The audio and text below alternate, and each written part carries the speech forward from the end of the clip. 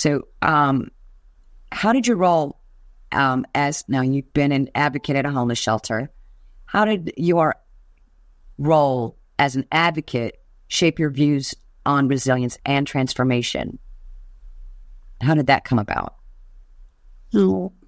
So watching people suffering at the edge of survival is painful and scary, especially my own situation was not much better than theirs.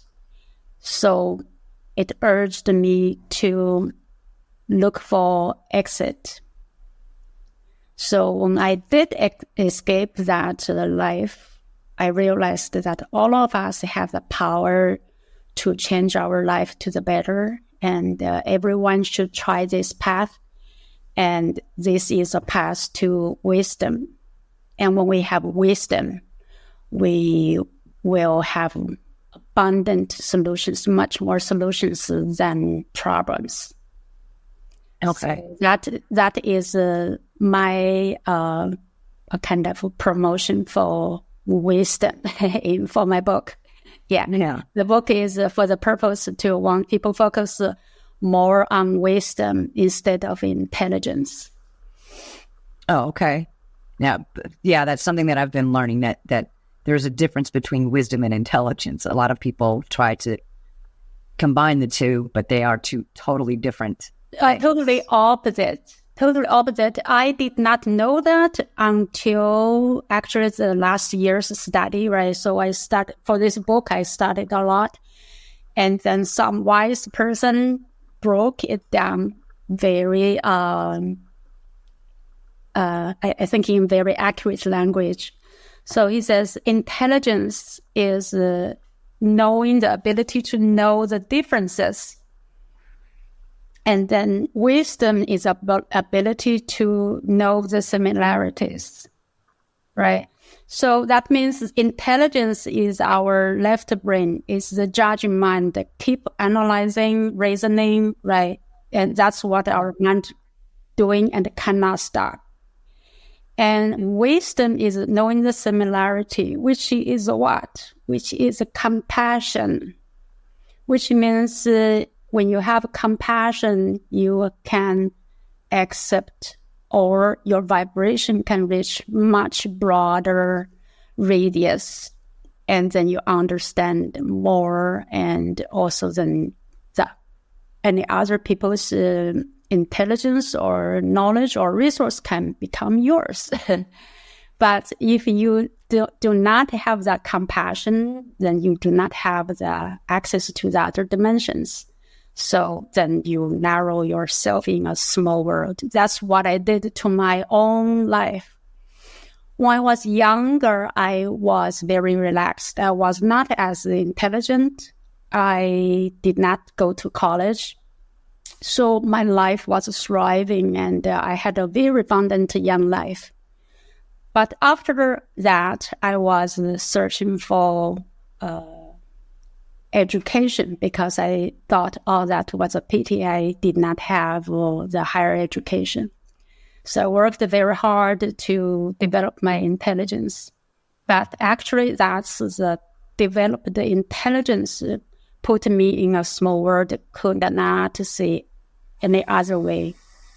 And that was very hard to get out. Yeah. So this I need to thank Esther, because she was teaching how you can relax the mind so you can hear your heart. Oh, okay. Now, during the time, during COVID-19, you worked in the shelter. How did that affect your outlook on life, working in the shelter during COVID-19? Oh, the shelter was well built, like a brand new 3-star hotel.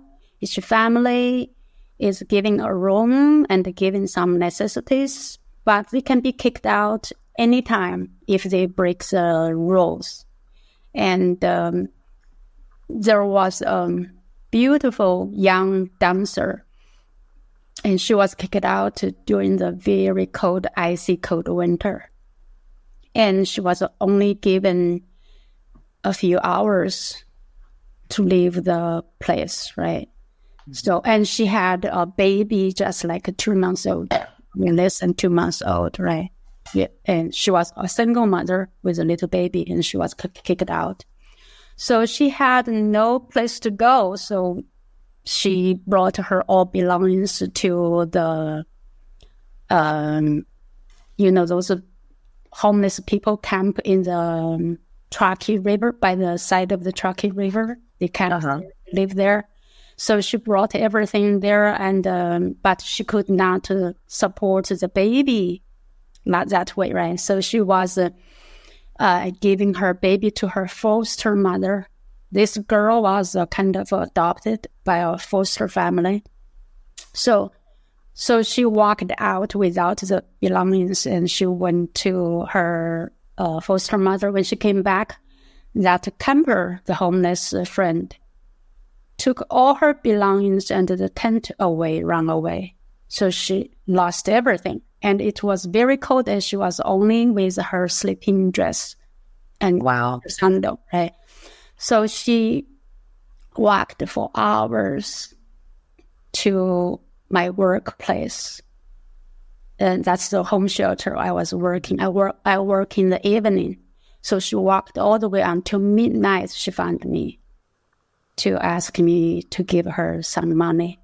And I did not have much money. I just gave her what I have. And I gave her my down quilt pillow and some sweaters to her, right?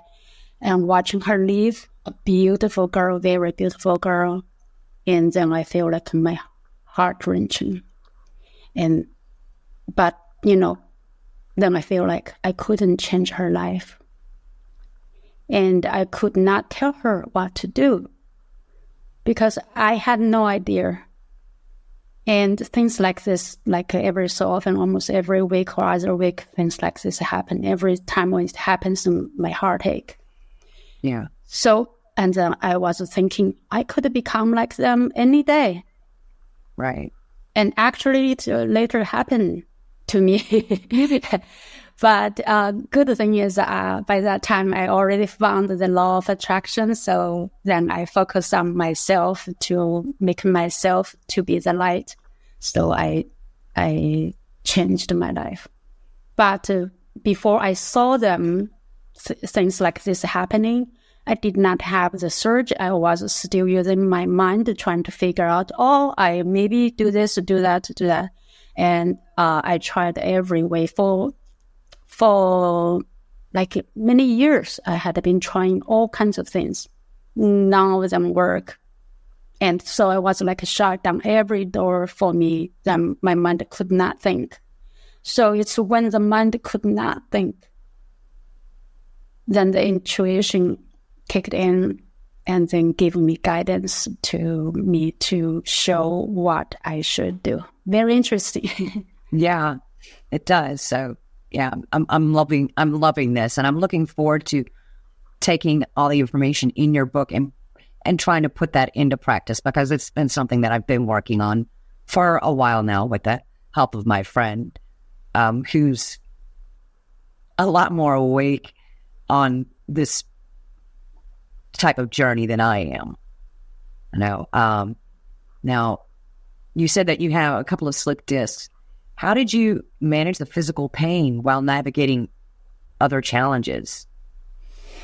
I think what I did, the pain is like a word me that I need to focus on my own well-being instead of worrying about something else, such as politics, right? Like before, I was like reading politics every day and argue with anybody who wants to argue.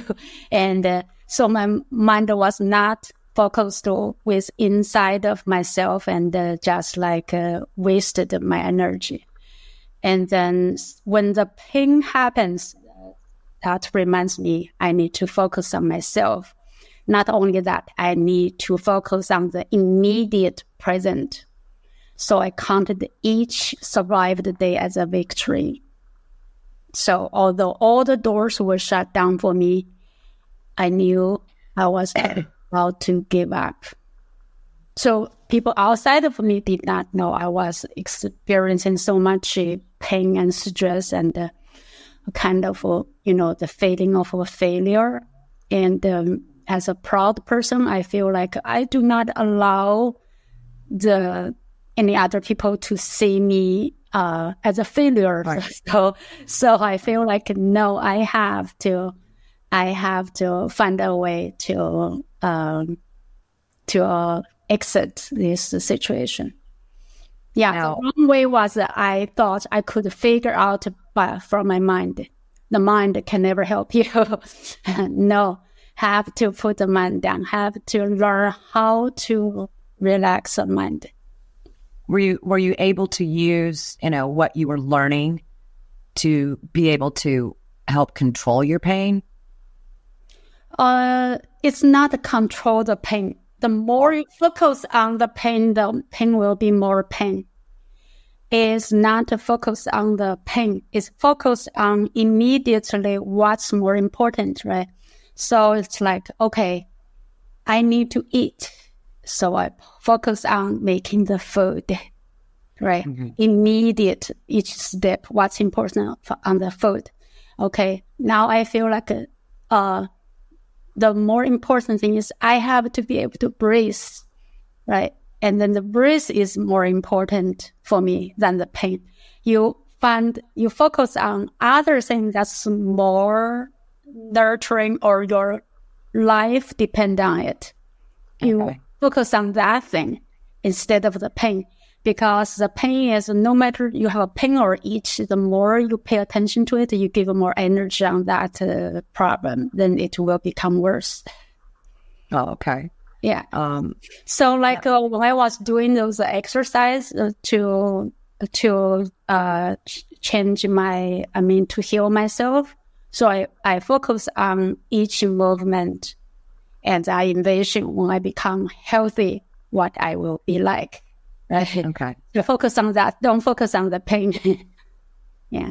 Okay. So in other words, change the focus so that way you change the perception and it becomes less by changing your perception and focusing on other things. Right. So the pain becomes less. Build my muscles. So when the small muscles around the spine, when those small muscles become stronger, then it lifts the pressure from this disc, so that this can touch the nerves and the pain will disappear. Oh, okay. Now, and that's the thing the doctors can't help. Is doctor giving me shots, giving me a lot of things to do. It doesn't help. So what led you to believe in the potential of the law of attraction despite your initial skepticism? I think there are three things. The first thing is the double slit experiment. Mm-hmm. So I know that if you synchronize with another wave, right, and then you will become stronger. Your amplitude doubled. So I understood that. It's also very good. I actually was reminded by another TED Talk lecture. Someone was talking about the double slit experiment. I did not have this pop out from my mind. So it's inspired by that lecturer. I forgot her name. So bad. It's a very beautiful, wise woman. Yeah. And then the second one is quantum entanglement. And the third one is the practices of Qi Gong and the Buddha Dharma and the prayers, right? And also before the last year's studies, and I mentioned a chain of events happened, I did not know the relationship between prayers and meditation or the Qi Gong. I did not connect them together. So after I watched those life science studies, then I understood why they work. Yeah. Oh, okay.